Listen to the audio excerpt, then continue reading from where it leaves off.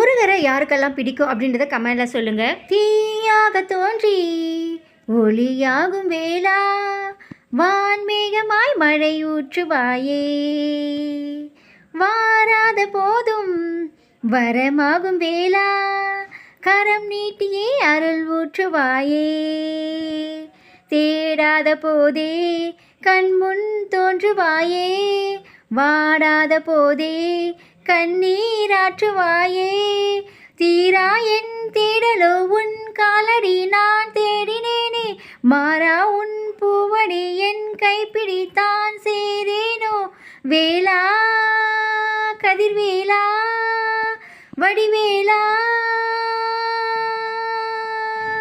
இங்கு தீயோரை கழுவேற்றும் கதிர்வேலையா, இங்கு நல்லோரை காப்பாற்றும் வடிவேலையா.